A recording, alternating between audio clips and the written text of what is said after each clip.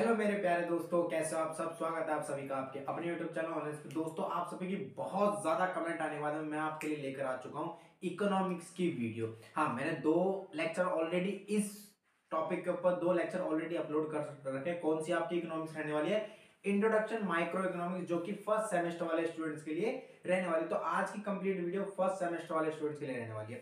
But ये video first semester वाले student के लिए तो रहेगी, लेकिन ये वीडियो उन स्टूडेंट्स के लिए भी रहने वाली है जिन भी स्टूडेंट्स के पास में इकोनॉमिक्स है एंड जिन भी स्टूडेंट्स के पास में इकोनॉमिक्स के अंदर डिमांड एंड सप्लाई का चैप्टर रहने वाला है। क्योंकि डिमांड एंड सप्लाई अपने आप में मेरा भी फेवरेट रहने वाला है और आपका भी फेवरेट बनाने वाला हूं। तो आज का जो लेक्चर है, लेक्चर नंबर हमारा 4th है। मतलब लेक्चर नंबर 4th क्यों है? लेसन नंबर ये इसके अंदर 4 हम डिस्कस करेंगे, क्योंकि lesson number 3 introduction micro economics के अंदर बिल्कुल भी इंपॉर्टेंट नहीं रहने वाला है, क्योंकि इसके क्वेश्चन कभी पूछे ही नहीं गए। लेकिन डिमांड एंड सप्लाई से बहुत अच्छे क्वेश्चन बनकर आते हैं और 2 से 3 क्वेश्चन बनकर तैयार होते हैं डिमांड एंड सप्लाई से। तो आज की video complete demand and supply के ऊपर होने वाली है और इस वीडियो के एंड तक मैं आपको श्योरिटी बोल सकता हूं, अगर आपने इस वीडियो को टिल द एंड वॉच कर लिया तो आप डिमांड एंड सप्लाई का कंसेप्ट कभी नहीं भूलोगे, कभी। ये मेरी गारंटी है। बट आप लोगों को कुछ नहीं करना, इस वीडियो को अभी शेयर कर देना, अभी इस वीडियो को लाइक कर देना और चैनल को सब्सक्राइब करके बेल आइकन को ऑन कर लेना,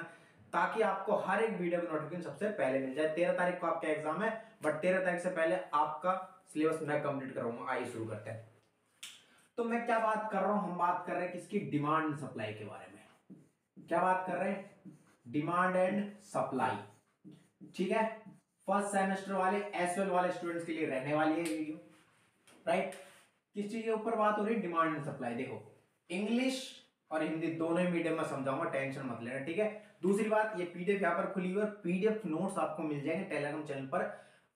इससे पहले वीडियो मिलने से पहले आपको टेलीग्राम चैनल पर पीडीएफ अपलोड हो जाएगी। तो वीडियो को पहले आप कुछ नहीं करना, आपको सबसे पहले पीडीएफ खोल लेना, देन उसके बाद में वीडियो देखेंगे। पीडीएफ को साथ साथ इसके में पढ़ते हुए चलना है, ठीक है। आइए, सबसे पहले अगर मैं बात करूं आपसे कि भैया क्या है डिमांड, आप लोग 12th क्लास पढ़कर आए हो, क्या है डिमांड? डिमांड के बारे में बताओ। देखो, डिमांड कब होती है कि भैया एक कोई पर्सन है, कोई भी उपभोक्ता है, कोई भी कंज्यूमर है, डिमांड कब करता है? फर्स्ट, उसके पास में पर्याप्त संसाधन होने चाहिए। दूसरा, वो उस वस्तु को खरीदने के लिए इच्छुक हो। तीसरा, वो उस वस्तु को खरीदने के लिए सक्षम हो। ये 3 चीज होनी बहुत ज्यादा जरूरी है अगर डिमांड को आपको पूरी करनी है तो। किस चीज के ऊपर? पहली बात कि भैया कोई भी पर्सन है, डिमांड कब करेगा? उसे कोई प्रोडक्ट है, लाइक शर्ट है, उसे पसंद आ जाए, ठीक है। दूसरा, इस शर्ट को खरीदने के लिए उसके पास में पर्याप्त रिसोर्सेज हो। सारे क्या हो? उसके पास में रिसोर्सेज हो, यानी उसके पास में सारे संसाधन हो। तीसरी चीज, उसको खरीदने के लिए क्या हो? इच्छुक हो, इंटरेस्ट हो उसका उसमें, उसको खरीदने के लिए उसमें इसका क्या हो? इंटरेस्ट हो। तब जाकर ये पूरा सर्कल क्या कहलाएगा आपका? ये पूरा सर्कल तब जाकर डिमांड कहलाएगा।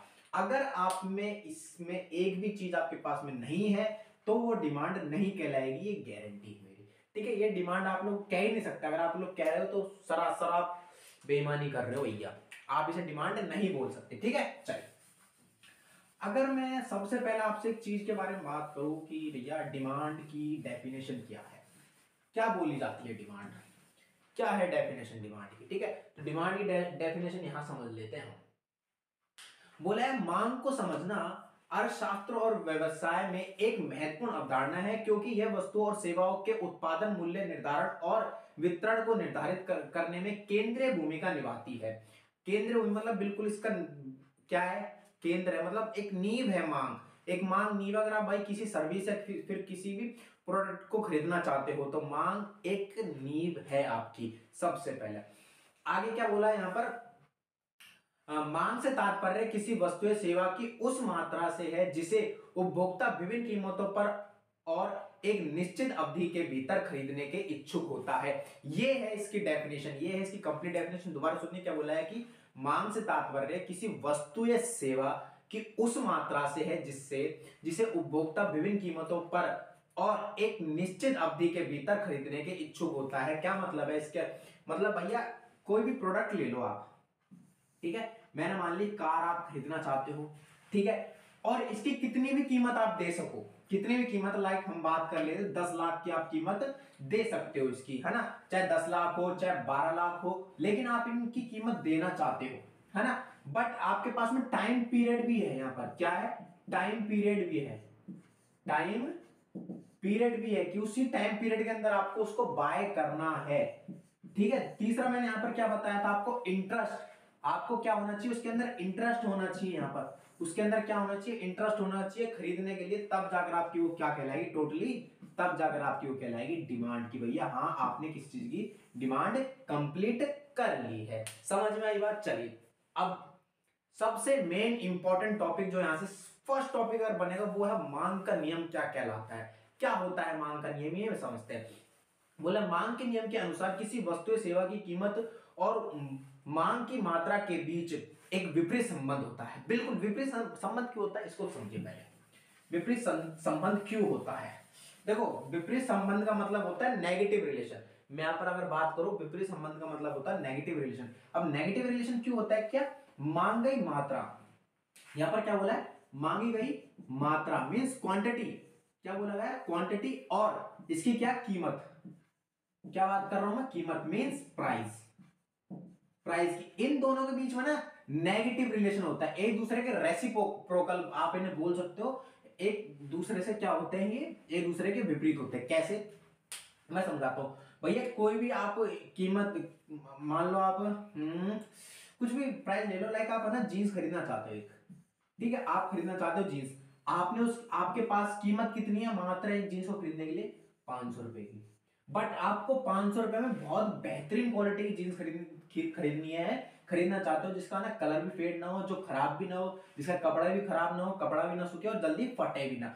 वो खरीदना चाहते हो। लेकिन वही जीन्स जो आपकी डिमांड है उस जीन्स की प्राइस है 1000 रुपए, उस जीन्स की प्राइस है 1000 रुपए, ठीक है उस जींस की प्राइस है 1000 रुपए। तब आपको पता है कि भैया मेरा बजट है 500 रुपए का और यहाँ पर है 1000 रुपए, तो भैया मैं नहीं खरीद सकता, मैं अफोर्ड नहीं कर सकता, तो उसने जो जीन्स की डिमांड करी ना उसको क्या कर देगा, कम कर देगा। जिस तरह की जीन्स की डिमांड उसने करी ना उसको यहाँ पर क्या कर देगा, नेगेटिव हो जाएगी, उसकी डिमांड वहां पर कम हो जाएगी। तो इससे एक बात ये निकल कर आई है हमारी, यहाँ पर ध्यान से सुनो मेरी बात, इससे सिर्फ एक बात यही निकल कर आई है कि जो अगर प्राइस, मैं यहां पर बात कर रहा हूं क्या प्राइस की, अगर प्राइस ऊपर गए, ये फैक्ट है, तो आपकी डिमांड कम हो जाएगी, ये गारंटी है, हमेशा हर केस में यही होता है।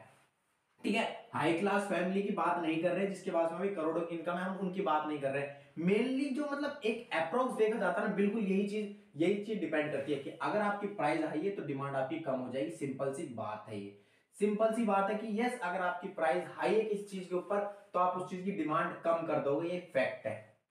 समझ में आई, समझ में आई बात। यहाँ पर मांग का नियम तो ये कहता है भैया। अब आगे बात कर लेते हैं कि और आगे चीजें क्या क्या कह सकती है। चलिए ध्यान रखना, चैप्टर नंबर 4 पढ़ रहे हैं हम, demand and supply, chapter number 3 आपके लिए इंपॉर्टेंट नहीं रहने वाला, राइट। अब मांग के नियम क्या है, एक क्वेश्चन बन गया, बट इसी के अंदर मिक्स कर दिया जाएगा कि मांग के नियम को प्रभावित करने वाले कारक कौन कौन से हैं, लेंथी क्वेश्चन बनाने के लिए। क्या बोला है, मांग के नियम को प्रभावित करने वाले कारक कौन कौन से, पहला कारक है कीमत, फर्स्ट चीज इफेक्ट करती है आपकी क्या, प्राइस, फर्स्ट जो इफेक्ट करता है प्राइस। कैसे, अब भाई अभी मैंने आपको समझाया, भाई अगर प्राइस हाई हो गई, सिंपल सी बात है, डिमांड इफेक्ट हुई नहीं, बिल्कुल होगी, डिमांड क्या होगी आपकी कम होगी। कैसे लाइक समझो, एक टेबल बना रहा हूं उसकी सहायता समझो आप, ठीक है, एक टेबल समझा रहा हूं यहां पर, उसकी सहायता समझो। ये प्राइस है, ठीक है राइट, आप यहां क्वांटिटी ले लो, क्वांटिटी ले लो, प्राइस थी 20 रुपए, सॉरी 15 रुपए, आप 15 में 30 क्वांटिटी ले रहे थे, किसी भी वस्तु कोई भी वस्तु ले लो आप, वहां पर है ना, वहां पर यहाँ पर कितनी ले रहे थे, 30 क्वांटिटी आप बाय कर रहे थे, ठीक है। प्राइस हल्की सी बढ़ी, 20 हो गई, आपने क्वांटिटी कर दी कम, 25, फिर प्राइस बढ़ गई 25, आपने क्वांटिटी और कम कर दी 20, फिर प्राइस बढ़ी 30, आपने क्वांटिटी कर दी 15, फिर प्राइस बढ़ी 35, आपने क्वांटिटी कर दी 10। तो ये जो चीज आपको यहां पर दिखाई है ना मैंने, यही एज इट इज मैं आपको एक एग्जांपल के थ्रू समझा रहा हूं, लेकिन ये चीज आपको अपने पेपर में बनानी पड़ेगी। एक अगर एग्जामिनर के ऊपर आपको अच्छा इफेक्ट डालना है तो ये चीज आपको यहाँ पर पेपर में बनानी पड़ेगी। ध्यान रखना, ये चीज आपको पेपर में बनानी पड़ेगी। अब देखो आप ना धीरे धीरे चीजों को समझो। यहाँ पर देखो क्या हो रहा है भाई, प्राइस पहले 15 थी, है ना, तो हम 30 क्वांटिटी ले रहे थे, लेकिन प्राइस बढ़ी, क्वांटिटी घट गई भैया। देख रहे हो आप, प्राइस बढ़ी और बढ़ी, क्वांटिटी और घट गई, प्राइस और बढ़ गई, क्वांटिटी और घट गई। तो धीरे धीरे आपको यहां पर क्या दिखेगा, नेगेटिव रिलेशन दिखेगा। अगर भैया आपकी प्राइस हाई है तो आपकी क्वांटिटी कम हो जाएगी, ये इफेक्ट है इसका, ठीक है। आगे अगली चीज, अगला कारक क्या है, अगली चीज समझिए। यहां पर आइए, अगला कारक है आपका, अगला फैक्टर कौन सा है, आपकी इनकम। बिल्कुल, इनकम तो रिफ्लेक्ट करती है भाई, सबसे मेन चीज तो इनकम ही है यहाँ पर। प्राइस तो चलो फर्स्ट थिंग है, हमने माना कि भाई फर्स्ट प्रायोरिटी हमने प्राइस को दिया, लेकिन सबसे मेन प्रायोरिटी जो हम अपने अकॉर्डिंग देंगे वो इनकम को दे देंगे, क्योंकि वस्तु किसे खरीदनी है, सेवाएं किसे खरीदनी है, हमें खरीदनी है। तो हमारी जितनी इनकम होगी उसके अकॉर्डिंग हम उसके अकॉर्डिंग हम डिसाइड कर पाएंगे कि भैया प्राइस क्या हाई है हमारे लिए या फिर हाई हमारे लिए नहीं है। अगर मान लो मेरी इनकम 1 लाख रुपए की है, तो क्या मैं 5,000 की जीन्स लेने में डरूंगा क्या? बिल्कुल नहीं डरूंगा भाई। 1 लाख रुपए कमा रहे, ठीक है, 5,000 की जीन्स ले ली, तो फिर भी 95,000 मेरे पास में बच रहे हैं। 95,000 अगर मैंने 5,000 रुपए की जीन्स ले ली तो मेरे को फर्क नहीं पड़ेगा, क्योंकि 95,000 मेरे पास में है। अगर भाई मान लो मेरी इनकम 10,000 रुपए की है, मैं 10,000 रुपए की इनकम ले रहा हूं, तो वहां पर क्या मैं 1,000 रुपए की जीन्स लेने में भी संकोच नहीं करूंगा क्या? डरूंगा नहीं कि यार 1,000 रुपए, यार 1,000 रुपए चले जाएंगे, 9,000 रुपए बचेंगे, फिर खाने का खर्चा 4,000 रुपए, ये फिर 5,000 रुपए बचेंगे, जिसमें वाईफाई का खर्चा, कुछ आलतू फालतू खर्चा, चाय पानी खर्चा, रिचार्ज का खर्चा, खत्म, पैसे खत्म, सैलरी खत्म। और क्या करेगा? तो 1,000 रुपए की जीन्स लेने में तो 100 नखरे करेगा, 100 बार सोचेगा कि यार जीन्स लूं या नहीं, जीन्स लूं या नहीं। समझ में ये बात आपको? चलिए आगे बात करते हैं, आगे और चीजों के बारे में हम बात करते हैं, ठीक है दोस्तों। आइए और दूसरे कारक पढ़ लेता है जो अगला है स्थानांतर और पूरक समान। मतलब स्थानांतर और पूरक समान कैसे, जो पेट्रोल है उनको आप यहां पर कंसिडर कर सकते हो, ठीक है। अजी मांग की लोच सबसे इंपॉर्टेंट टॉपिक, इसके ऊपर अनेक अलग से चैप्टर भी बनता है, बट आपके सिलेबस में ये चैप्टर है नहीं है, ठीक है। ये 5th सेमेस्टर में आप जाके पढ़ोगे, अगर पढ़ोगे तो आपके पास में इकोनॉमिक्स होगी तो, ठीक है। मांग की लोच को देखते हैं, यहाँ पर क्या बोला है। यह लोच यह मापती है कि कीमत में बदलाव के प्रति मांगी गई मात्रा कितनी संवेदनशील है। मतलब भाई प्राइस में कितना फर्क पड़ा है और उसके अकॉर्डिंग हमारी क्वांटिटी में प्रतिशत परिवर्तन कितना हुआ है, ये चीज चेक करती है। अगर वैसे होता नहीं है, लेकिन हम बोले कि ये चीज चेक करती है कि कितना प्रतिशत परिवर्तन हुआ है, ठीक है। आइए आगे बोला, यह कीमत में एक छोटे से परिवर्तन से मांगी गई मात्रा में महत्वपूर्ण परिवर्तन होता है। यस बिल्कुल, क्या मतलब है इसका, आइए समझते हैं। आइए इसको हम हटा देते हैं, हम इलास्टिसिटी ऑफ डिमांड। अब यहां पर हमारा टॉपिक आ चुका है क्या, इलास्टिसिटी ऑफ डिमांड। क्या टॉपिक है? Elasticity of demand. टॉपिक क्या है? Elasticity of demand. अब यहां पर ये अलग टॉपिक, इसी के अंदर है, अलग टॉपिक स्टार्ट हो गया। इलास्टिसिटी ऑफ डिमांड क्या बताती है भाई, कीमत में हल्का सा भी परिवर्तन हुआ, लाइक 10 से कीमत 15 हो गई, कितना परिवर्तन हुआ? आप लोग अपने अकॉर्डिंग देखो तो भाई 10 से 15 कितना बड़ा है, कितना बड़ा है, कैसे निकालोगे? 10 है, 10 का कितना बढ़ गया, 15 हो गया, 5 बढ़ गया, 5 बढ़ गया 10 पर, तो 100 पर कितना बढ़ा भैया? ये देखना आपको, 5 बढ़ा 10 पर तो 100 पर कितना बढ़ा? 50% बढ़ गई कीमत। कीमत 50% बढ़ गई भैया, बढ़ गई ना, 50% यहां पर कीमत बढ़ गई। अब मान लो पहले 10 रुपए के अकॉर्डिंग, 10 रुपए के अकॉर्डिंग हम 20 क्वांटिटी ले रहे थे, अब 15 रुपए के अकॉर्डिंग हम 10 ही तो क्वांटिटी लेंगे, 10 ही तो क्वांटिटी लेंगे, तो 20 से सीधा 10 गिर गई, तो कीमत तो 50% बढ़ी है, लेकिन हमने क्वांटिटी कितनी परसेंट गिरा दी? पूरी हमने भी कितनी परसेंट गिरा दी क्वांटिटी, हमने 50% के आसपास, सॉरी 50%, ये 20, 10, 20 के ऊपर और 100, 5 दूनी, यस 50% ही गिरा दी हमने 50% गिराई। मतलब परिवर्तन जितना हमने कीमत में हुआ है, हो सकता है उतना कम हो सकता है उससे ज्यादा हो हमारी क्वांटिटी में, लेकिन परिवर्तन तो देखने को मिलेगा। यही कहलाता है हमारा इलास्टिसिटी ऑफ डिमांड की भाई कीमत में होने वाला अगर थोड़ा सा कीमत में परिवर्तन होता है तो उसके अकॉर्डिंग हमारी डिमांड पर क्या इफेक्ट पड़ रहा है, हमारी क्वांटिटी पर क्या इफेक्ट पड़ रहा है, वो हमारे यहाँ पर कंसिडर करा जाता है। ठीक है, आइए अगली चीज देखिए, यहाँ पर बोला है बाजार की मांग बनाम व्यक्ति मांग। मतलब सॉरी, यहाँ पर देखो हिंदी में कुछ अलग टाइप के हो गया, मैं बता दें, इंडिविजुअल मांग कर और मार्केट मांग कर। मतलब इंडिविजुअल एक बंदा है, लाइक मैं हूं, तो मेरे लिए मांग कर अलग हुआ, मतलब मेरे लिए मांग चीजें सारी चीज अलग होगी, लेकिन एक पर्सन को देख के जाएगा। मार्केट में अगर आप लोग मार्केट में जाओगे तो मार्केट के अकॉर्डिंग सारी चीजों को देखा जाएगा, लेकिन सारा कंसेप्ट वही होगा जो अभी मैंने यहाँ पर आपको समझाया। देखो इकोनॉमिक्स है ना, इतनी आसान है ना, इतनी आसान कि आपने अगर कॉन्सेप्ट समझ लिया ना तो आंसर आप लोग खुद लिख दोगे, चाहे आपको आता हो या ना आता हो लिखना, लेकिन कंसेप्ट समझ में आना बहुत ज्यादा जरूरी है। तो कंसेप्ट समझ में आया है नहीं आया कमेंट बॉक्स में बता देना। ठीक है, अगर हम बात करें मांग वक्र के बारे में, मांग वक्र कुछ नहीं है यार, आसान सा है, आइए समझाता हूँ कैसे। मांग वक्र के बारे में समझा देता हूँ पूरा यहाँ पर। ठीक है, मांग वक्र के लिए सबसे पहले तो आपको एक टेबल बनानी पड़ेगी, जो भी मैंने थोड़ी देर पहले आपको बनाकर समझाई थी, दोबारा बनाकर समझा देता हूँ। यहाँ पर प्राइस ले लेते हैं हम, ठीक है, यहाँ पर क्वांटिटी ले लेते हैं। ओके, हाँ अब थोड़े पहले 10 ली हमने, हम 100 क्वांटिटी ले रहे थे, कीमत बढ़ गई 80 क्वांटिटी होगी, फिर कीमत बढ़ गई हमारी 60 क्वांटिटी रहेगी, फिर कीमत बढ़ गई हमारी क्वांटिटी कम रहेगी, कम हो गई। ठीक है, फिर कीमत, हाँ फिर कीमत बढ़ गई 50, हमारी क्वांटिटी और भी ज्यादा कम हो गई 20 रह गई। ठीक है, फिर क्वांटिटी बढ़ गई 60, हमारी क्वांटिटी रह गई 10।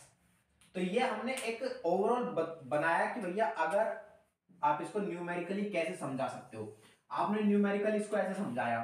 ठीक है, अब पेपर में आपको क्या करना होगा, हर एक लाइन को मार्क्स लेना है। अगर आपको, मैं रियलिटी बोलता हूँ कि 20 मार्क्स का क्वेश्चन आएगा, मांग का नियम 100% आया, 20 मार्क्स का क्वेश्चन अगर आया तो आपको पूरा मांग का नियम समझाना है, उसके कारण बताने हैं, फिर उसके बाद में डायग्राम मांग वक्र को समझाना है, उसके ऊपर मांग वक्र को समझाने से पहले ये पूरा डायग्राम बनाना पड़ेगा। इसमें हर एक पॉइंट को आपको समझाना है कि सबसे पहले हमारे लिए जब हम कीमत 10 रुपए की कीमत दे रहे थे, तब हम वस्तुओं का 100 वस्तुओं का उत्पादन उपभोग कर पा रहे थे, लेकिन जैसे जैसे कीमतें बढ़ती है वैसे वैसे मांगी मात्रा में कमी आती जाती है, जैसा कि तालिका में दर्शाया हुआ है, जैसे कि टेबल में दिखाया हुआ है। एक एक वर्डिंग आपको ऐसी लिखनी पड़ेगी अगर आपको इकोनॉमिक्स में मार्क्स लेने हैं तो, चाहे 11th हो, चाहे 12th हो, चाहे ग्रेजुएशन हो, इकोनॉमिक्स में मार्क्स ऐसे लिए जाते हैं। समझ में ये बात आ जाए, या आपने इसको बना दिया, इसको समझा दिया, आपने इसको समझा दिया। अब बात करें कि मांग वक्र बनेगा कैसे भैया। देखो मांग वक्र बनाते बनाते ना, मांग वक्र की सतह भी आपको बता दूंगा, मांग वक्र का स्लोप भी आपको, एक ही चीज में सारी चीज बता दूंगा, बस ध्यान से देखते रहो आप लोग। ठीक है, ध्यान से देखते रहो, आ जाओ आ जाओ, दिख रहा है, हाँ 60 थी, 10 से 10, 20, 30, 40, 50, 60, वाई एक्सिस, एक्स एक्सिस। ठीक है, मैं यहां पर देखो टेढ़े, आपको ऐसे टेढ़े में लिखना है, मैं यहां पर लिख देता हूं प्राइस, यहां पर लिख देता हूं क्वांटिटी, क्वांटिटी लिख देता हूं। ठीक है, हमारी कितनी थी 100, उसके बाद 80, उसके बाद 60, उसके बाद 40, फिर 20, फिर कितनी हुई 10 हो गई। यही थी हमारी क्वांटिटी, राइट, ये थी ना 100, 80, 60, 40, 20 और 10, राइट, 10, 20, 30, 40, 50 और 60। हमारे सबसे पहले हम क्या कर रहे थे भाई, डिमांड, पहले बता दूं मैं आपको, जो डिमांड कर्व होता है वो ऊपर से नीचे की ओर आता है। ठीक है, बाएं से दाएं होता है, बाएं से दाएं होता है, बाएं से दाएं होता है, लेफ्ट टू राइट होता है आपका डिमांड कर्व, ठीक है, और सप्लाई कर्व जाता है ऐसे, ठीक है। और जहां पर ये दोनों आपस में क्रॉस करते हैं वहां पर आपकी कीमतें निर्धारित होती है और वहां पर ये आपकी क्वांटिटी निर्धारित होती है। पर सप्लाई अभी नहीं, सप्लाई बाद में पढ़ेंगे। इसी का टॉपिक है सप्लाई, इसलिए मैंने थोड़ा सा आपको हिंट दे दिया, बस इसी के अंदर पढ़ेंगे भी, राइट। वीडियो बड़ी हो सकती है लेकिन प्लीज ध्यान से सुन लेना आप लोग। सबसे पहले सॉरी, हमारे क्या कर रहे थे भाई, हम कितनी कीमत ले रहे थे, 10 पे 100, ऐसे ही कर रहे थे ना, कर रहे थे नहीं कर रहे थे, 10 पे 100 ले रहे थे। फिर हमारी कीमतें बढ़ी, हमने कम कर दी, फिर कीमतें बढ़ी, फिर कम कर दी, राइट। फिर कीमतें बढ़ी 40, फिर कम होगी क्वांटिटी, फिर कीमतें बढ़ गई, फिर क्वांटिटी कम हो गई, ठीक है। फिर कीमतें बढ़ी, फिर क्वांटिटी हमारी कम हो गई। समझ में आ रही है आपको मेरी बात। फिर कीमत, तो ये देख रहे हो आप लोग क्या हो रहा है, ये कुछ नहीं हो रहा आपका, आपकी देखो जो डिमांड है ना, डिमांड ये घटती जा रही है, यहाँ से डिमांड घटती जा रही है यहाँ से। आप लोग पहले यहाँ देखो तो, ठीक है। डिमांड कर्व ऐसे नहीं बनता है, पहली बात तो डिमांड कर्व ऐसे नहीं बन रहा जो मैं आपको दिखा रहा हूँ। मैं आपको कुछ समझाना चाहता हूँ, वो समझो कि भाई 10 पे हम पहले 100 ले रहे थे, लेकिन जब हमारी कीमतें बढ़ गई हमारा क्वांटिटी कम होगी, ठीक है। 30 हुई, फिर कीमतें बढ़ी, फिर हमारी क्वांटिटी फिर दोबारा कम होगी। सिंपल सी बात समझ में आई आपको, ठीक है। डिमांड कर्व तो वही था जो मैंने आपको बताया था, ऊपर से नीचे की ओर जाता है डिमांड कर्व। समझ में आई मेरी बात आपको? अजब, ये मैं आपको कुछ चीज समझाई थी वो समझ लेना बस।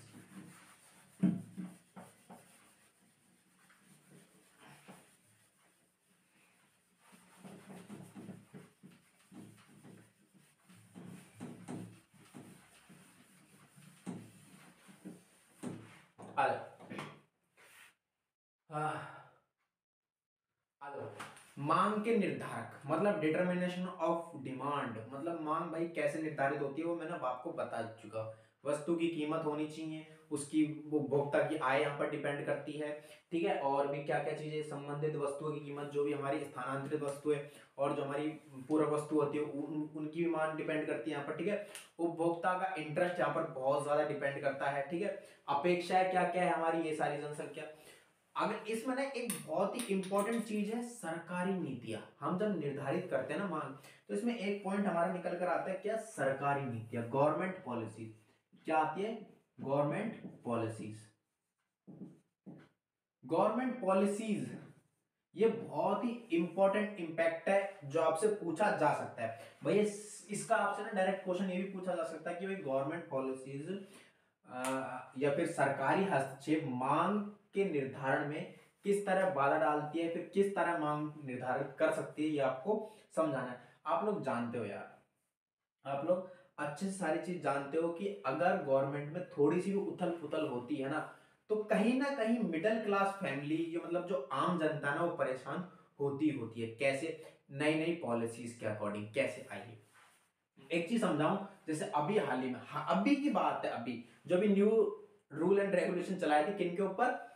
ट्रक वालों के ऊपर। बहुत आपको पता है दिल्ली में कितना ज्यादा मतलब डिस्टरबेंस हो गई थी, बहुत ज्यादा डिस्टरबेंस हो गई थी रियली में। जिनको मतलब क्या कहते हैं, सिलेंडर के लिए भी है ना बहुत लाले पड़ रहे थे। सिलेंडर मतलब गैस एजेंसी पे भी जा रहे थे लोग, वहां पर भी सिलेंडर नहीं मिल रहा था क्योंकि आगे से माल नहीं आया, आगे से सिलेंडर नहीं है। अब सिलेंडर बाइक पे तो आ नहीं सकते एक साथ सारे ना, किस में आएंगे? ट्रकों में, टेम्पू में, टाटा 407 छोटा हाथी, इनमें ही तो भर के आएंगे, सिंपल सी बात है। अब जब ड्राइवरों पे इतना, ड्राइवरों ने स्ट्राइक कर दी तो क्या हुआ? वहां से सप्लाई कम होगी, सिंपल सी बात हुई ना, सप्लाई तो कम होगी ना वहां से, लेकिन लोगों की डिमांड बढ़ती चलेगी। क्यों बढ़ती चलेगी? क्योंकि ना भाई गैस है, 1 महीने 2 महीने, लास्ट कितने महीने चलेगा? 2.5 महीने, 1.5 महीने चलता है। अगर भाई मिडल छोटी फैमिली है, 6 जने हैं, 4 जने, तो कितना 1.5 महीने चल जाएगा। अगर 1.5 महीने गैस चल रहा है और आपका गैस आपको पता है 1.5 महीने होने वाले हैं और रूल एंड रेगुलेशन लग चुका है और ट्रक वालों ने स्ट्राइक कर दी है, आपका गैस बंद हो गया, सब कुछ बंद हो गया, कितना इंपैक्ट पड़ा? आप खुद सोचो कितना इंपैक्ट पड़ा, एकदम से डिमांड कितनी ज्यादा हाई हुई। क्योंकि ऐसा तो है नहीं कि भैया एक ही एरिया में बंद किया, वहां पर सिर्फ 100 लोग हो, मतलब 100 घर हो और उन सभी के सभी 100 घरों के लिए ही सिर्फ गैस चाहिए हो, ठीक है। पूरी की पूरी दिल्ली के अंदर, पूरी की पूरी दिल्ली के अंदर प्रॉब्लम आ गई थी गैस की। पूरी की पूरी जो गैस सिलेंडर होते ना, गैस सिलेंडर, इनकी प्रॉब्लम आ गई थी पूरी की पूरी दिल्ली के अंदर।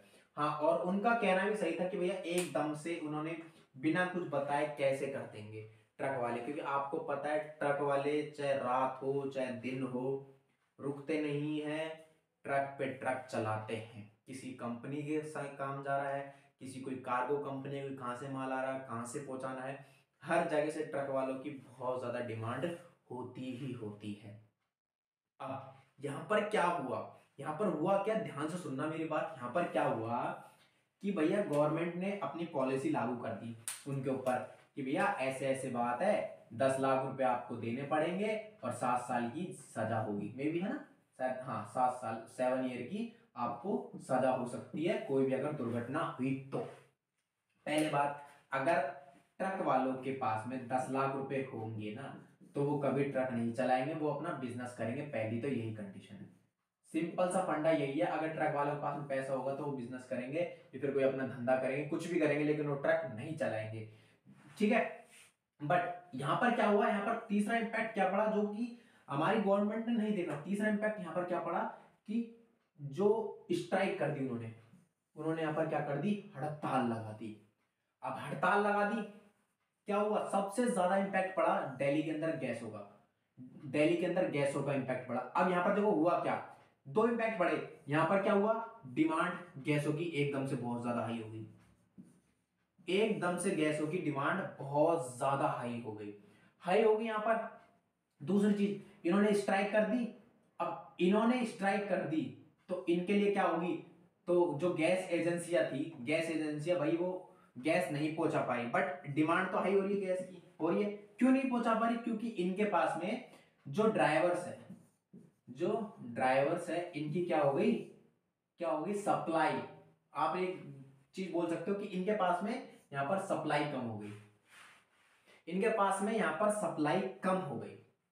अब आप लोग ना इस चीज को डिमांड एंड सप्लाई से रिलेट करोगे, इस चीजों को, छोटी छोटी चीज ना जो आपके रियल लाइफ में हो रही है ना, वो आपकी पढ़ाई से रिलेट किया करो उन चीजों को, ठीक है। यहां पर क्या हुआ, इनकी सप्लाई कम होगी, क्यों, क्योंकि इन्होंने स्ट्राइक कर दी। अब स्ट्राइक इन्होंने कर दी, ठीक है, यहां से गैसों की डिमांड बढ़ गई। अब अड़ोसी पड़ोसी या फिर जो बड़े घराने के लोग थे जिनके पास में 2-2, 3-3, 4-4 सालों के लिए स्टॉक भी रहता है, फिर एक किसी किसी घर में 5-5, 6-6 गैस सिलेंडर एक साथ लगते हैं, उन्होंने क्या किया भाई, नॉर्मली जनरली गैस कितने रुपए का आता है, मैंने अभी रिसीव किया था शायद 1000 रुपए का था, है ना, अभी 1000 रुपए का था। उन्होंने वहां पर क्या किया भैया, यही गैस को, लोगों की मजबूरी देख रहे, क्या डिमांड बढ़ी थी, लोगों के यहाँ पर डिमांड बढ़ रही थी भैया, डिमांड बढ़ रही थी, तो सोच रहे कि भाई लोगों को गैस तो चाहिए ही चाहिए, वो तो लेंगे लेंगे, चाहे 1000 में तो चाहे 1200 में। तो वहां पर उन्होंने क्या करी, लोगों ने जिनके पास एक्स्ट्रा गैस रखे थे उन्होंने 1200 रुपए में गैस सिलेंडर दे रहे थे, और मजबूरन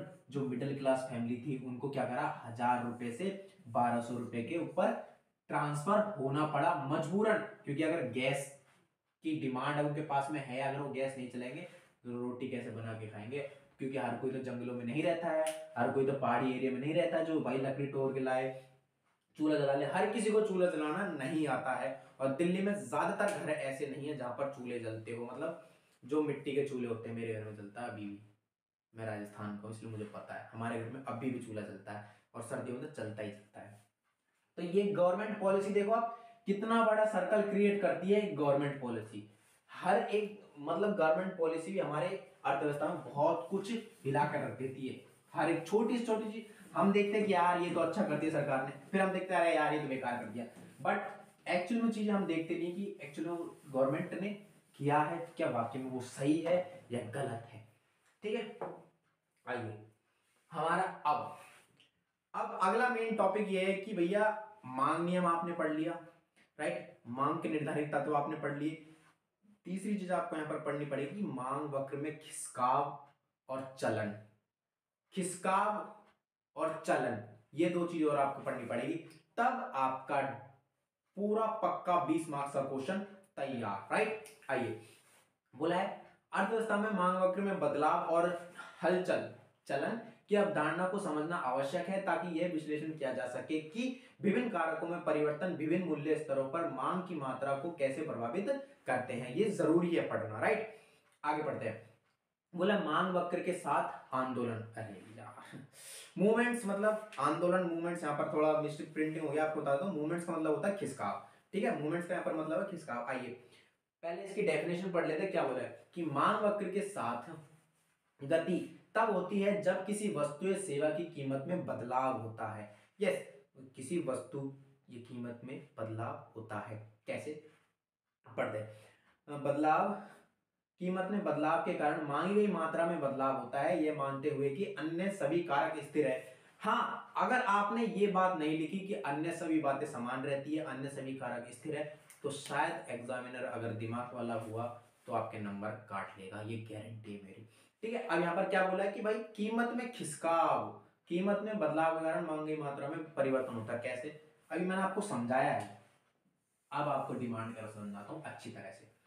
देखिए पहले हम क्या कर रहे थे कि भैया 10 रुपए की कीमत थी, हम क्वांटिटी ले रहे थे 100, ठीक है।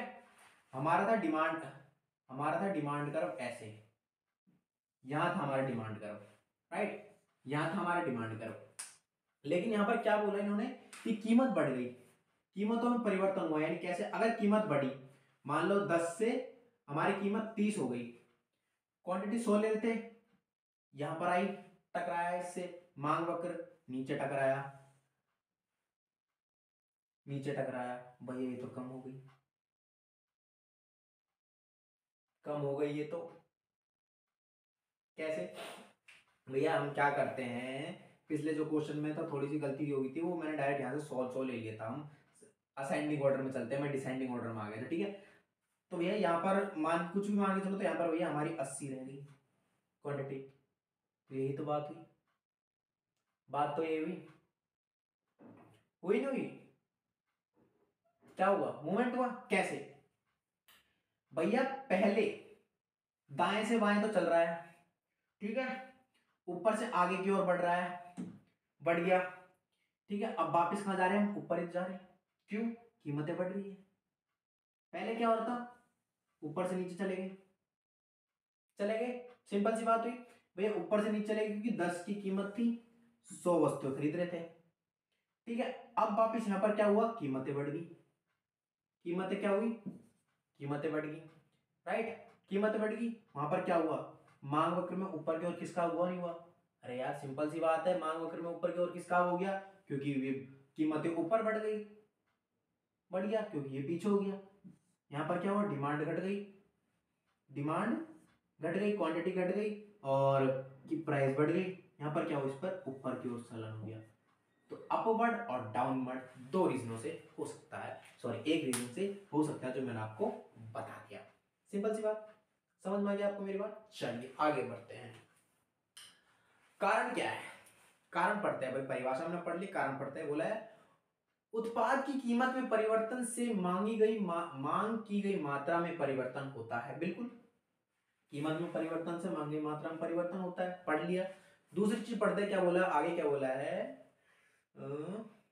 मांग के नियम के अनुसार जब कीमत बढ़ती है तो मांग की मात्रा कम होती है, आमतौर पर कम हो जाती है, और जब कीमत घटती है तो मांग की मात्रा आमतौर पर बढ़ जाती है। सिंपल सी बात है। अब चाहे आप लोग ऐसे देख लो, आप उल्टा देख लो, यहाँ पर कैसे, कीमतें वही पहले 10 थी, कैसे मान लो हम ऐसे बढ़ लेते हैं।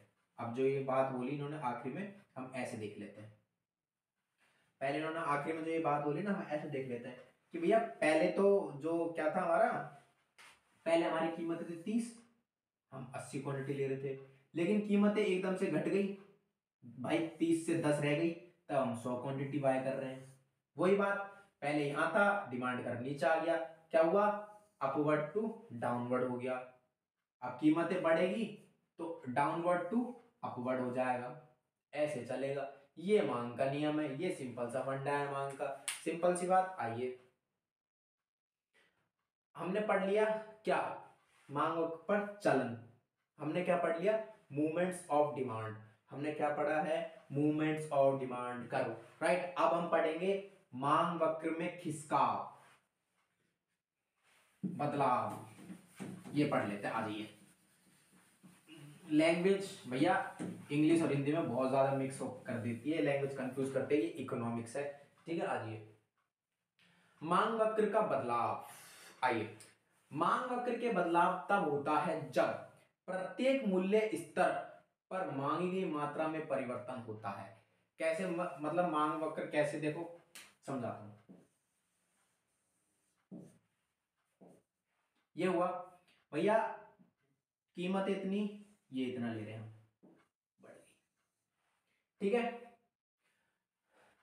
हम्म, हम्म। कीमतें थी 10, 100 ले रहे हैं। ठीक है, 100 नहीं, हम 10 नहीं करते, हमें यहाँ पर आगे बढ़ाना है इसको। ठीक है, तो थोड़ा एक्स्ट्रा ले लेते हैं, यहाँ पर 200 रख लेते हैं।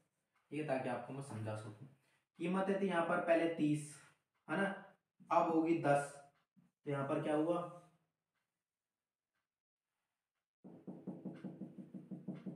ये मांग वक्र में खिसकाव हुआ। अगर कीमतें घटेगी तो मांग वक्र आगे की ओर शिफ्ट हो जाएगा। अब हम यहां पर क्या पढ़ रहे हैं, शिफ्टिंग ऑफ डिमांड कर्व। हम क्या पढ़ रहे हैं, shifting of demand, shifting of demand curve हम यहां पर पढ़ रहे हैं। अगर कीमतें इतनी थी पहले, राइट, और हम 100 वस्तुएं खरीद रहे थे, ठीक है, कीमतें इतनी थी, 100 वस्तुएं खरीदते थे, कीमतें हमारी कम हो गई, डिमांड क्वांटिटी हमने एकदम से बढ़ा दी। ठीक है, मांग वक्र क्या हुआ, हमारा मांग वक्र आगे की ओर खिसक गया। दूसरा कंडीशन इसी के अंदर देख लो, ग्राफ बनाने की जरूरत नहीं है, इसी के अंदर देख लो, आ जाओ, इसी के अंदर समझ लो कैसे। भाई पहले 10 की कीमत थी, उल्टा, अब इसको उल्टा कर दो, कुछ नहीं करना, उल्टा कर दो। कैसे, पहले 10 रुपए की कीमत थी, हम 200 वस्तुएं खरीद रहे थे, ठीक है, बट क्या हुआ, कीमतें बढ़ गई, कीमतें बढ़ गई, तो हमने डिमांड की कर दी कमी, हम 100 वस्तुएं खरीदने लग गए, 30 कीमत होगी, तो डिमांड कर्व कहां पर शिफ्ट हुआ, लेफ्ट में, राइट टू लेफ्ट हुआ, और लेफ्ट टू राइट हुआ। अब आप यहां पर समझ लीजिए कि अगर प्राइस क्या हुआ, अगर प्राइस हाई होगी तो हमारा डिमांड कर्व, क्या अगर प्राइस हाई हो गई तो हमारा डिमांड कर्व क्या हो जाएगा, राइट टू लेफ्ट शिफ्ट हो जाएगा, राइट टू लेफ्ट शिफ्ट हो जाएगा। लेकिन अगर कीमतें घट गई तो जो हमारा डिमांड कर्व है ना, हमारा demand curve left to right shift हो जाएगा, लेफ्ट टू राइट शिफ्ट हो जाएगा। सिंपल सी बात आपको क्लियर होगी। ये था पूरा डिमांड, ये पूरा डिमांड खत्म है। इसने अगर जिस भी बच्चे ने यहां तक वीडियो देख ली ना, तो गारंटी दे रहा हूं उसको डिमांड में कोई भी प्रॉब्लम नहीं आएगी। जस्ट इसी का पूरा अपोजिट है आपका सप्लाई। बस सप्लाई में 2-3 डेफिनेशन है जो आपको समझानी है, बाकी इसको आपको अपोजिट कर देना और कुछ भी नहीं करना, सप्लाई में ही है। ठीक है, आइए समझते हैं, अब सप्लाई के बारे में समझ लेते हैं। डिमांड हमारी खत्म होगी, बहुत डिमांड कर लिया, आ जाइए। अब आपूर्ति समझते हैं, पूर्ति, आपूर्ति, पूर्ति, सप्लाई सब एक है, वर्डिंग में कंफ्यूजन मत होना आप लोग, ठीक है, सभी चीज का मतलब एक ही है, सिर्फ आगे। सप्लाई के बारे में पढ़ लेते हैं। डिमांड सप्लाई दोनों एक ही चैप्टर में है, राइट। सप्लाई के बारे में पढ़ लेते हैं, सप्लाई देख लेते हैं, सप्लाई क्या होती है। क्या बोला है, आपूर्ति को समझना अर्थशास्त्र में एक मौलिक अवधारणा है जो किसी वस्तु या सेवा की मात्रा को संदर्भित करती है। आपूर्ति का क्या मतलब होता है, वस्तु की मात्रा, कितनी मात्रा मांगी गई है, क्या उसकी हमने पूर्ति करी है, क्या उत्पादक है जिसने उसको पूरी पूर्ति करी है या नहीं, ये होती है। ठीक है, आइए, जिससे निर्भरता किसी दिए गए बाजार में विभिन्न कीमतों पर बिक्री किए के लिए पेश करने के इच्छुक होते हैं। मतलब निर्माता जितने भी उत्पादक है वो इच्छुक होते हैं और सक्षम है। आपूर्ति बाजार संतुलन का एक प्रमुख निर्धारक है जो बाजार की गतिशीलता का आकार देने में महत्वपूर्ण भूमिका निभाती है। आपूर्ति को समझने के लिए संबंधित प्रमुख घटकों और कारकों यहाँ दिए गए हैं। पूरी पीडीएफ दे रखी है, एक एक पॉइंट के साथ आपको पढ़ के वीडियो देखते रहना, तब आपको समझ में आएगा, ध्यान रखना। ठीक है, चलिए, आपूर्ति का नियम। यहाँ पर सबसे पहले हमने पहले टॉपिक यहाँ पर पढ़ लेते हैं कि भैया आपूर्ति का क्या नियम है, राइट। आइए, क्या बोला है कि आपूर्ति का नियम यानी पूर्ति, मैं आपूर्ति नहीं पढ़ता हूँ, पूर्ति पढ़ता हूँ। पूर्ति का नियम कहता है कि बाकी सब समान रहने पर, यानी अन्य बातें सारी समान रहने पर, जैसे जैसे किसी वस्तु या सेवा की कीमत बढ़ती है, जैसे जैसे किसी वस्तु या सेवा की कीमत बढ़ती है, उत्पादकों द्वारा आपूर्ति की मात्रा भी बढ़ती है और इसके विपरीत। कैसे? अब देखो, मैं आपको यहाँ पर एक एग्जांपल दे रहा हूँ, एक चीज समझा रहा हूँ, पहले अभी हम सप्लाई को हटाओ, दिमाग से पकड़ो, फेंको। यहाँ देखो डिमांड, हम पढ़ रहे थे डिमांड, डिमांड पढ़ी हमने, हम आपको जीन्स का एग्जांपल दे रहे थे, और जीन्स का एग्जांपल दे रहे थे कैसे खुद बनकर, खुद उत्पादक बन, खुद उपभोक्ता बनकर आपको एग्जांपल दिया था कि भाई अगर 500 की है तो क्या 1000 में आप लोगे? नहीं ले सकते। क्यों नहीं ले सकते? रीजन मैंने आपको बता दिया। ऐसे जब आप डिमांड पढ़ रहे हो तब आपको वहां पर खुद को कंसीडर करना पड़ेगा, आपको वहां पर क्या करना पड़ेगा? खुद को उपभोक्ता मानना पड़ेगा, तब जाकर आप डिमांड समझ पाओगे। ऐसे सप्लाई में क्या होगा? आपको यहाँ पर खुद को उत्पादक मानना पड़ेगा, उत्पादक, आपको खुद को यहाँ पर उत्पादक मानना पड़ेगा, तब आप लोग सप्लाई समझ पाओगे, राइट? आइए इसको समझते हैं भैया, चलिए भैया सप्लाई को समझते हैं। क्या मतलब यहां पर बोला कि जैसे जैसे कीमतें बढ़ेगी वैसे वैसे सप्लाई मतलब पूर्ति की गई मात्रा भी बढ़ेगी उत्पादकों द्वारा। इसका क्या मतलब था? इसका मतलब समझो। मतलब कैसे कि भैया मैं क्या हितेश क्या हूं? यूट्यूब पे पढ़ा रहा हूं आपको, आपके लिए टीचर हूं, सिंपल सी बात है। क्या हो रहा है यहाँ पर? मान के चलो भाई, पहले मेरे सब्सक्राइबर थोड़े से कम थे, मान के चलते कि भैया मेरे पर 1000 सब्सक्राइबर थे, 1000 सब्सक्राइबर थे, जिनकी सबकी है ना डिमांड ये थी कि भैया आप लोग क्या करो कि आप है ना सिर्फ हमें पॉलिटी पढ़ाओ। मैंने पॉलिटी पढ़ाई और मैंने इंग्लिश पढ़ाई, मैंने पॉलिटी पढ़ाई, मैंने इंग्लिश पढ़ाई। मैं एक मान के चल रहा हूं कि ये मेरे लिए कीमत है, आप सब्सक्राइबर मेरे लिए कीमत है, मान के चल रहा हूं मैं, ठीक है ऐसा एक्चुअल में है नहीं, कुछ नहीं, मैं आपको एक मान के चल रहा हूं, एक एग्जांपल दे रहा हूं कि सब्सक्राइबर मेरे लिए कीमत है। भाई 1000 रुपए मुझे मिल रहे थे पॉलिटी पढ़ाने के और इंग्लिश पढ़ाने के, ये मैं मान लेता हूँ। सब्सक्राइबर छोड़ो, मैं मान रहा हूँ कि भाई 1000 रुपए आप लोग मुझे दे रहे थे पॉलिटी और इंग्लिश पढ़ाने के लिए, ठीक है। कुछ स्टूडेंट आके कहते हैं कि सर हम आपको क्या करेंगे, हम आपको ना 2000 रुपये देंगे, हम आपको 2000 रुपये और दे रहे हैं, हम आपको क्या दे रहे हैं कि सर हम आपको 2000 रुपये और दे रहे हैं और आप हमें क्या पढ़ा दो? इकोनॉमिक्स पढ़ा दो, इकोनॉमिक्स पढ़ा दो।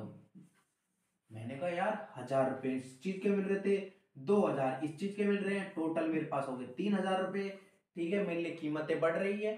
तो मैं पहले सप्लाई क्या कर रहा था? मैं आपको पहले क्या सर्विस दे रहा था? यहाँ पर वस्तुएं और सर्विसेज दोनों को आप एक साथ कंसिडर करके चलो, दोनों के लिए एक बात है। मैं आपको पहले क्या सर्विस दे रहा था? मैं आपको पॉलिटी पढ़ा रहा था, मैं आपको इंग्लिश पढ़ा रहा था। आप लोगों ने अब क्या सर्विस मांग ली? कीमतें बढ़ाकर। आप लोगों ने बोला हम कीमतें बढ़ा रहे हैं, आपको 2000 रुपये दे रहे हैं, आप लोग हमें इकोनॉमिक्स भी पढ़ा दो, तो मुझे पैसा आप लोग दोगे। तो और मुझे इकोनॉमिक्स आती है, तो मैं क्यों नहीं पढ़ाऊंगा भैया? मैं क्या करूंगा इसकी, इस वाली सर्विस की क्या करूंगा? ज्यादा से ज्यादा सप्लाई करूंगा, नहीं करूंगा? पॉजिटिव रिलेशन हुआ नहीं हुआ? तो भैया यहां पर यही होता है कि जो आपकी प्राइस है और आपकी सप्लाई है दोनों सेम रहती है, इन दोनों में पॉजिटिव रिलेशन होता है। अगर आप प्राइस बढ़ाओगे तो आप सप्लाई भी बढ़ाओगे। मार्केट के अंदर किसी चीज की वैल्यू बढ़ेगी, प्राइस बढ़ेगी तो उसकी वैल्यूज भी बढ़ती चली जाएगी, मतलब उसकी सप्लाई भी बढ़ती चली जाएगी। ऐसा ही मेरे केस में यहाँ पर हुआ कि भैया पहले मुझे 1000 रुपये मिल रहे थे, मैं पॉलिटी और इंग्लिश की सर्विस दे रहा था, फिर मुझे 2000 रुपये और मिल गए और इकोनॉमिक्स पढ़ाने के लिए बोला, मैंने इकोनॉमिक्स पढ़ाई तो उसकी भी मैंने सप्लाई कर दी। तो यही होता है सप्लाई और कीमत के बीच संबंध। जैसे जैसे हमारी कीमतें बढ़ती है वैसे वैसे पूर्ति की गई मात्रा, क्या कह रहा हूं मैं? पूर्ति की गई मात्रा भी बढ़ती है। सिंपल सी बात। आइए आगे पढ़ते हैं, आगे पढ़ते हैं। सकारात्मक, बिल्कुल पॉजिटिव रिलेशन होता है। अभी मैंने आपको समझाया, पूरा कंसेप्ट आपको समझा दिया। यहाँ पर आप सब्सक्राइबर इनमें कोई भी बिल्कुल भी मेरी तरफ से ये मत सोचना कि इनकम दे रहे हो, कुछ भी नहीं। मैं आपको एक एग्जांपल दे रहा था, वो मैंने आपको समझाया है यहाँ पर, ठीक है। एग्जांपल देके समझाया, क्योंकि कभी कभी क्या होता है खुद को ही अगर खुद कोई पढ़ा रहा तो खुद को ही उत्पादक बन जाना पड़ता है। किसके अंदर? इकोनॉमिक्स। इकोनॉमिक्स एक ऐसी लैंग्वेज है, कुछ भी बोलना पड़ता है इसके अंदर, लेकिन रिलेवेंट करके बोलना पड़ता है। सिंपल सी बात। आइए, आपूर्ति पूर्ति कैसे निर्धारित होती है ये भी पढ़ लेता है यहाँ पर। सिंपल सी बात। आइए, वस्तु है सेवाओं की कीमत। सिंपल सी बात, वही कीमत। मैंने जो आपको डिमांड पढ़ाई है ना, उसका जस्ट अपोजिट करना है आपको। सप्लाई में जस्ट अपोजिट करना है। जिस भी बच्चे ने डिमांड पूरा समझ लिया ना, ये गारंटी और सप्लाई भी आराम से समझ जाएगा। ठीक है। आइए, कीमतें। भाई कीमतें निर्धारित करते, कीमतें बढ़ी, सप्लाई बढ़ी। अब देखो, जैसे मैं आपको एक चीज और समझा देता हूँ, इसका नेगेटिव इफेक्ट भी पढ़ा देता हूँ मैं आपको। पॉजिटिव होता है और नेगेटिव भी होता है। कैसे? वही बात, कैसे होता है समझ लो आप। पॉजिटिव नेगेटिव कैसे होता है? वे पहले प्राइस बढ़ रहे थे, ठीक है, सप्लाई भी बढ़ेगी, क्योंकि उत्पादक, जो भी उत्पादक है वो क्या सोचेगा कि यार मेरा तो ये प्रोडक्ट बहुत अच्छा बढ़ रहा है और यार इसकी कीमतें बढ़ती जा रही है, तो यार मैं क्यों ना इसकी सप्लाई ज्यादा से ज्यादा बढ़ाऊं, ताकि लोग ज्यादा से ज्यादा सिर्फ मेरी शॉप पर आए। लाइक कोई भी है, जैसे आज के टाइम पर आप लोग देखोगे इंस्टाग्राम पे ना, मोबाइल फोन्स के ऊपर, लैपटॉप्स के ऊपर इतने ज्यादा ऑफर चल रहे हैं, इतना ज्यादा कंपटीशन, हर चीज में कंपटीशन आपको देखने को मिल रहा है। आप लोग देखोगे हर चीज में आपको कंपटीशन यहाँ पर देखने को मिल रहा है। तो वहां पर भी क्या हो रहा है कि लोग अपनी है ना क्या क्या कर रहे हैं, जो अपना सप्लाई है किसी चीजों की, मान लो आपने डिमांड कर दी आईफोन की, उन्होंने क्या किया, यार आईफोन मेरे को इतने का पड़ रहा है, मैं एक काम करता हूँ, मार्केट में वैल्यू ना दिखाकर ये वैल्यू दिखा देता हूँ और मार्केट वाले मुझे अच्छी वैल्यू दे देंगे। ठीक है यार, मेरे को ये अच्छी वैल्यू मिल जाएगी, मैं सप्लाई बढ़ा देता हूँ। उसने सप्लाई बढ़ा दी। लोग क्या करेंगे, जितने भी कस्टमर होंगे सारे कहाँ जाएंगे, उसी शॉप पर जाएंगे जहां पर सप्लाई बढ़ रही है। बट उसके लिए वो जो प्राइस वो ले रहा है उन कस्टमर से, उसके लिए उसका प्रॉफिट है, वो प्रॉफिट है, वो लॉस में नहीं है। अगर वो गिरा रहा है बढ़ा रहा है तो उसके लिए वो प्रॉफिट है, क्योंकि वो सप्लाई भी बढ़ा रहा है। सप्लाई बढ़ेगी ना तो प्राइस भी बढ़ेगी, चाहे वो आपको कम करके दिखा रहा हो। चाहे आपको अगर कोई बोले ना कि भैया आ जाओ, मैं आईफोन यहाँ पर दे रहा हूँ, कितने का, मैं आईफोन दे रहा हूँ यहाँ पर 10,000 रुपये का, आईफोन 10 XR में आपको 10,000 रुपये का दे रहा हूँ। तो इसका मतलब ये है कि वो मार्केट से इसको 8,000 रुपये का खरीद के लाया है। XR को सेकेंड हैंड कंडीशन की बात कर रहा हूँ, वो मार्केट से 8,000 रुपये खरीद के लेकर आया है। और आपके लिए वो सप्लाई, बहुत सारी सप्लाई लेकर आया है कि भैया आ जाओ 8,000 रुपये में, भाई 10,000 रुपये में इतने, हमारे पास में 10 आईफोन है XR, इनको ले जाओ विद वारंटी, वारंटी सब दे रहा है, क्योंकि उसका कोई लॉस नहीं हो रहा, क्योंकि वो 10,000 रुपये वहां पर कमा रहा है, यानी 2,000 रुपये को प्रॉफिट यहाँ पर आपसे ले रहा है। तो यहाँ पर उसने चाहे ना वैल्यू चाहे 10,000 रुपये दिखाई हो, लेकिन उसके लिए वो एक्चुअल में प्रॉफिट है। अगर आप लोग एक सप्लायर की तरफ से देखोगे तो समझ में आई।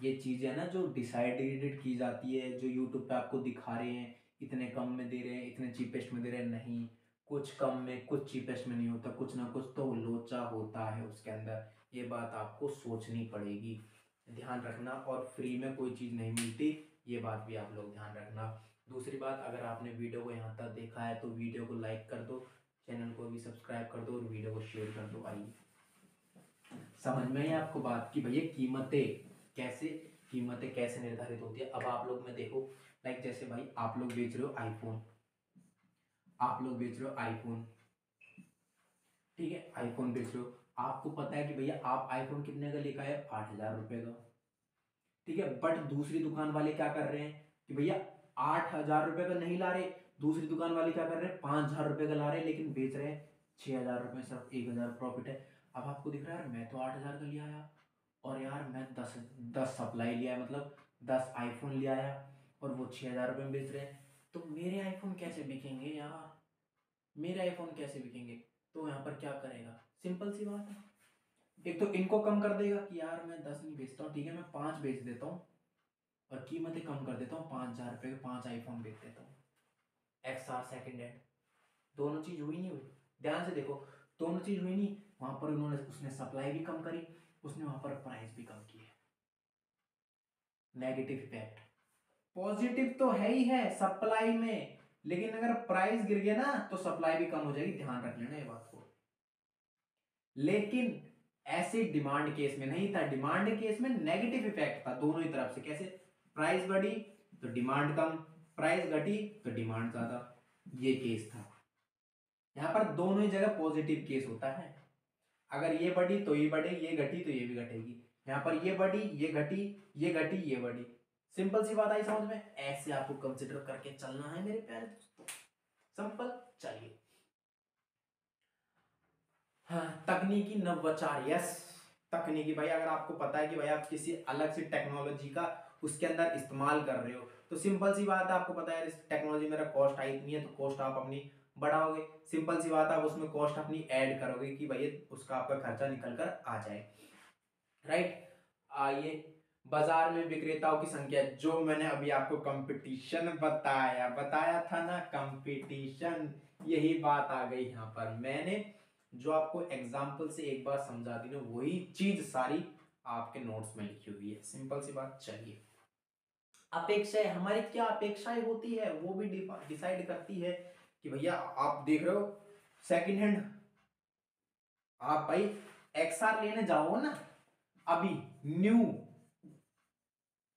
है ना, जीबी के according, GB like 4 GB, 6 GB RAM, 8 GB, है ना, उसके अकॉर्डिंग अलग अलग मिलते हैं। बट मैं अप्रोक्स मान के चलू ना, 4-6 GB के अकॉर्डिंग, तो 6 GB का जो एक्सआर है ना, मे बी 40,000 के समथिंग का आता है, 6/128 का आईफोन, 6/128 का। बट आपकी यहाँ पर क्या अपेक्षा है, आप वहां पर क्या कह रहे हो कि नहीं भैया मेरे को 40,000 का नहीं चाहिए, मेरे को तो यार मेरे पास तो 20,000 रुपए हैं, मैं आपको फॉलो करता हूं, मैं ये करता हूं, मुझे प्लीज कम दे दो। वो क्या करेगा, ठीक है, वो भी बहुत चालू है, वो क्या करेगा, ठीक है, मैं हम आपको डब्बा पैक दे रहे हैं, लेकिन वारंटी लेस दे देगा आपको। क्या दे देगा, वारंटी लेस, जिसकी वारंटी खत्म होगी हो या फिर किसी में प्रॉब्लम हो उसमें, वो वाला आपको डब्बा दे देंगे। तो कोई भी, मतलब विद बॉक्स दे देंगे, विद बिल के साथ में दे देंगे, लेकिन उसमें कुछ ना कुछ खराबी जरूर होगी। समझ में आई मेरी बात? हाँ, लेकिन बहुत से ऐसे जो अपने अपने मतलब फॉलोअर्स को, अपने सब्सक्राइबर को खुश करने के लिए, उनका प्यार हमेशा पाने के लिए उनको फ्री में दे देते हैं, फ्री में देते रहते हैं, और वो बहुत अच्छा काम करते हैं। मैं ऐसे बहुत लोगों को जानता हूँ, बट नाम नहीं ले सकता यहाँ पर। चलिए आगे बातें कर लेते हैं, और चीजें बातें कर लेते हैं। इकोनॉमिक्स, देखो इकोनॉमिक्स है ना, ऐसी लैंग्वेज है, ऐसा ही सब्जेक्ट है। आप कोई ऐसा सब्जेक्ट नहीं है कि भैया आपने नोट्स उठाए पढ़ लिए, नहीं, आपको हर एक चीज से, आगे पीछे दाएं बाएं हर जगह से रिलेट करके चलना पड़ेगा, हर जगह से, तभी जाकर आप इकोनॉमिक्स आपके समझ में आएगी, और तभी जाकर अगर आप समझ भी गए और ऐसे आप मेरी तरह पढ़ा पाओगे, सिंपल सी बात। चलिए आगे बात कर लेते, सरकारी नीतियां। यस, सरकारी नीतियां, जो भी मैंने डिमांड, वो डिमांड में जो ट्रक्स वाला बताया था, सप्लाई की जरूरत थी जरूरत थी सप्लाई, लेकिन सप्लाई हो नहीं रही थी, वहां पर सप्लाई नहीं हो रही थी, सिंपल सी बात थी, वही वहां पर हुई। आ जाइए, आपूर्ति वक्र के अनुदेशित गति और आपूर्ति वक्र में बदलाव, यानी movements of supply curve and shifting of supply curve. अब यहां पर पढ़ लेते ताकि हमारा सप्लाई और डिमांड दोनों खत्म हो जाए, खत्म, खच खच खच। चलिए हाँ जाइए, पहले संचलन पढ़ लेते हैं, इसमें क्या चलन पढ़ लेते हैं पूर्ति में। बोला पूर्ति वक्र के साथ गति तब होती है जब किसी वस्तु या सेवा की कीमत में परिवर्तन के कारण आपूर्ति की मात्रा में परिवर्तन है, यह मानते हुए कि अन्य सभी कारक समान रहते हैं। आइए अब सप्लाई कर्व को समझ लेते हैं। पहले बताया था सप्लाई कर्व ऐसे होता है, राइट, क्या होता है, सप्लाई कर्व आपका ऐसे होता है, ठीक है। चलिए अभी हम बात कर लेते, थोड़ा सा मेरा माइक गिर गया, इसको ठीक कर लेते हैं। आइए, हाँ, कैसे होता है, आइए देखते हैं। ये आपका सप्लाई कर्व है। हाँ, हमारी कीमतें, हम मान के चलते हैं कि भैया हमारी कीमतें यहाँ पर थी, ये हमारी कीमतें हैं, ठीक है, और ये हमारी सप्लाई है। हमारी कीमतें मान लो 10 कीमतें हैं, और हम 100 वस्तुओं की सप्लाई कर रहे हैं। हमने बोल दिया, आगे की ओर बढ़ता है। सबसे पहले हम चलन सीख रहे हैं कि लेफ्ट टू राइट और राइट टू लेफ्ट कब होता है, इसी के अंदर आप लोग समझ लेना।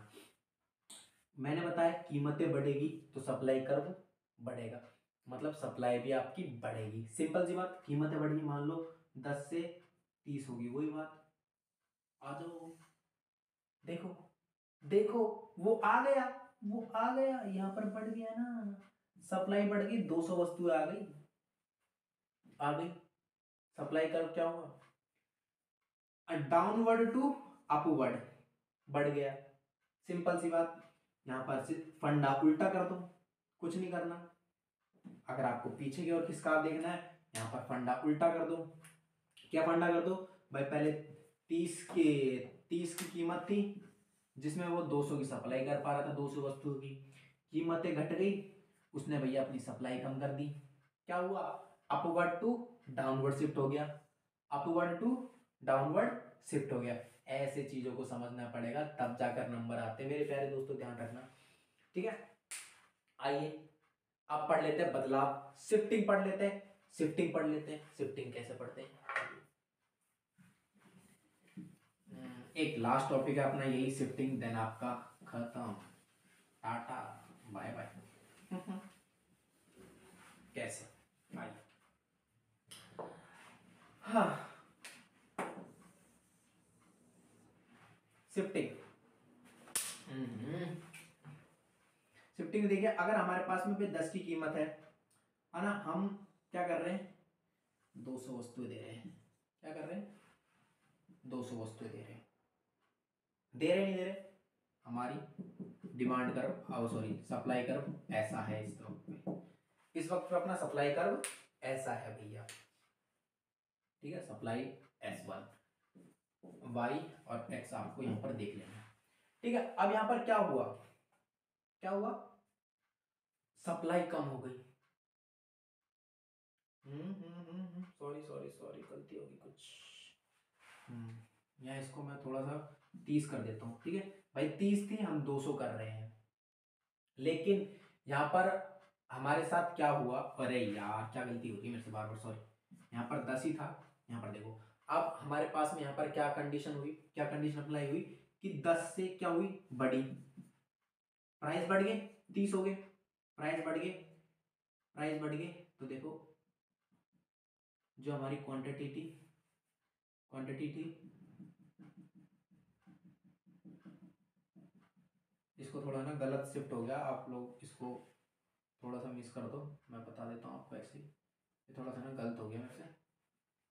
एक्चुअली क्या है, ग्राफ नहीं है ना, मतलब उसमें बिना स्केल के बनता है तो थोड़ा ना अलग ही बन जाता है। सबसे पहले हमारा ये हो गया एक सप्लाई करो, ठीक है, ये शिफ्टिंग होगी, और इसको थोड़ा इधर ले लेते हैं, राइट, ये हमारा 10 रुपये था, ठीक है, और एक ये शिफ्टिंग होगी हमारी।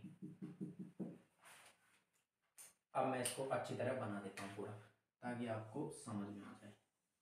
एक ये शिफ्टिंग होगी, एक ये शिफ्टिंग होगी। कैसे, S1 था हमारा और ये S2 हमने कर दिया।